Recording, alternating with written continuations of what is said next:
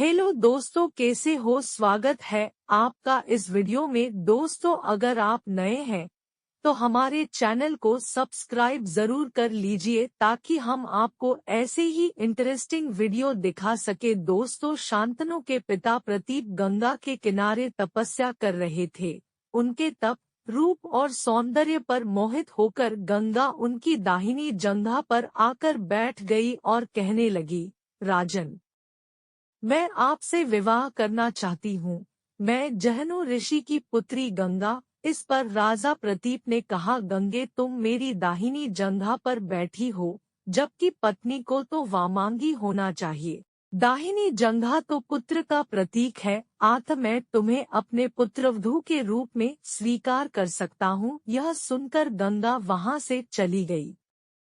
जब महाराज प्रतीप को पुत्र की प्राप्ति हुई तो उन्होंने उसका नाम शांतनु रखा और इसी शांतनु से गंगा का विवाह हुआ। शांतनु ने अपने पिता प्रतीप की आज्ञा से गंगा के पास जाकर उनसे विवाह करने के लिए निवेदन किया। गंगा ने कहा, राजन, मैं आपके साथ विवाह करने के लिए तैयार हूँ, लेकिन आपको वचन देना होगा कि आप मेरे किसी भी कार्य में हस्तक्षेप नहीं करेंगे। शांतनु ने गंगा को वचन देकर विवाह कर लिया। गंगा के गर्भ से महाराज शांतनु को 8 पुत्र हुए, जिनमें से 7 को गंगा ने गंगा नदी में ले जाकर बहा दिया। वचन के बंधे होने के कारण शांतनु कुछ नहीं बोल पाए। जब गंगा का 8वां पुत्र हुआ और वह उसे भी नदी में बहाने के लिए ले जाने लगी तो राजा शांतनु से रहा नहीं गया और उन्होंने इस कार्य को करने से गंगा को रोक दिया। गंगा ने कहा, राजन, आपने अपनी प्रतिज्ञा भंग कर दी है, इसलिए अब मैं आपके पास नहीं रह सकती। इतना कहकर गंगा वहां से अंतर्ध्यान हो गई। महाराजा शांतनु ने अपने उस पुत्र को पाला पोसा और उसका नाम देवव्रत रखा।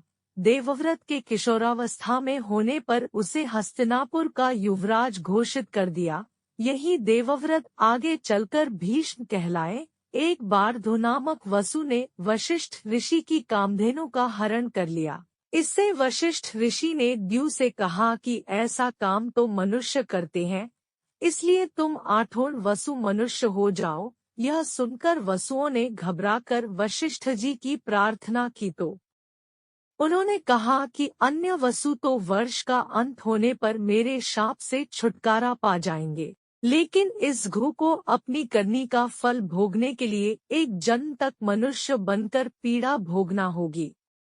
यह सुनकर वसुओं ने गंगा जी के पास जाकर उन्हें वशिष्ठ जी के शाप को विस्तार से बताया और यह प्रार्थना की कि आप मृत्युलोक में अवतार लेकर हमें गर्भ में धारण करें और जो ही हम जन्म ले हमें पानी में डुबो दे। इस तरह हम जल्दी से सभी मुक्त हो जाएंगे। गंगा माता ने स्वीकार कर लिया और वे युक्तिपूर्वक शांतनु राजा की पत्नी बन गई और शांतनु से वचन भी ले लिया।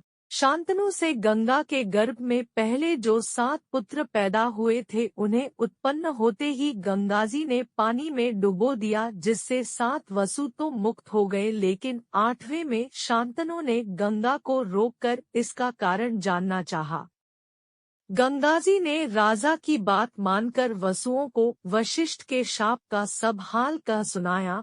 राजा ने उस 8वें पुत्र को डुबोने नहीं दिया और इस वचन भंगता के कारण गंगा 8वें पुत्र को सौंप कर अंतर्ध्यान हो गई। यही बालक द्यू नामक वसु था।